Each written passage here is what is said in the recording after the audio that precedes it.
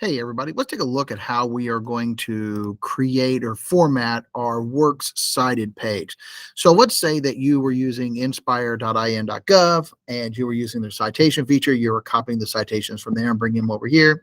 Or maybe you're using the MyBib extension and you were getting your sources and putting them on your doc here. In either case, we have this, but it's not formatted correctly. And for this assignment, we're using MLA. So let's take a look how we would format this in MLA. The first thing we want to do is we just want to kind of scroll through here and see what this looks like. Like that's a name, but see here, inspired by maps. And that's the name of the website. Non-humans can't be the author. A website or an organization, they can't be the author. So we're just going to go ahead first off, clean that up. I know that MyBib and those things are really nice, but they're all automated. So you just need to double check afterwards to make sure that they're correct, right? The next thing we need to do is make sure these are in alphabetical order. So here O is going to go down. Let's see here. This will go down here. And then Y, we're going to use it at the very bottom. And then building will go first. All right. And then we're going to go ahead and get rid of all these extra lines. All right, so here we go. We've got all of our sources. They're now in alphabetical order, and we took a quick minute just to review to make sure that they're cleaned up right.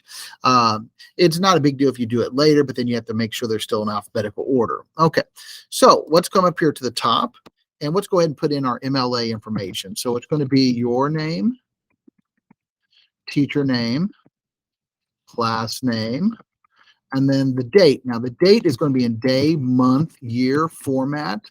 And we're going to spell out the month, the whole month. So not like DEC for December, right? We're going to spell out the whole month. And then we're going to put in our title, which is Works Cited. Okay. Now the title is going to be centered. So let's go ahead and click on the center to get it over there. Okay. And there we go, right? Notice also too, it's Works plural cited. Okay. Now your name, teacher name, class name, day, month, year, spell out the month, and then we're going to put the title in the middle. Okay. Now let's select everything, and we're going to change this to Times New Roman 12 point. Now, when I selected it, it says everything's 11 point, and that probably is true, but it isn't a guarantee.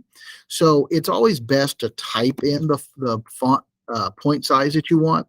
If you go over there and you just hit like plus a couple times, I mean, it will make most of it 12, but if anything was already bigger, it's going to make them, it's just going to keep building them up, making them bigger.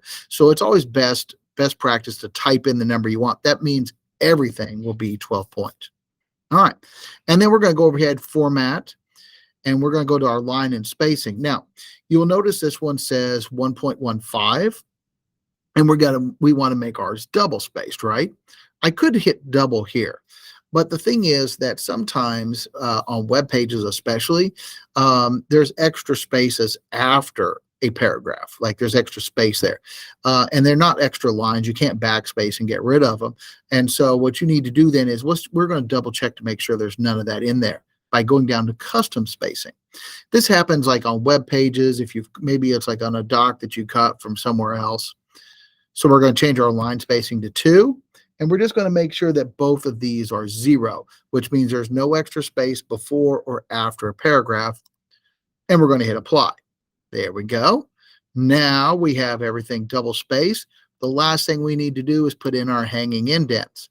Now for this, I'm going to select just the citations.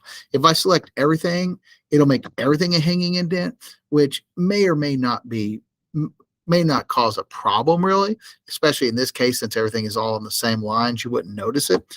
But if I were using like a 2-sentence line, headline or something, might kick it over. So it's always best just to format the pieces that you need.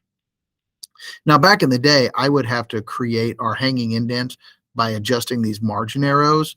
Luckily now Google has given us a better option. If we go to format, down to align and indent, and select indentation options.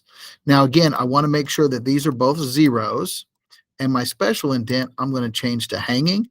The default is 0.5, which is really probably is just as fine. I think that's going to work for us, no problem. And hit apply. And there you go. Now everything is set.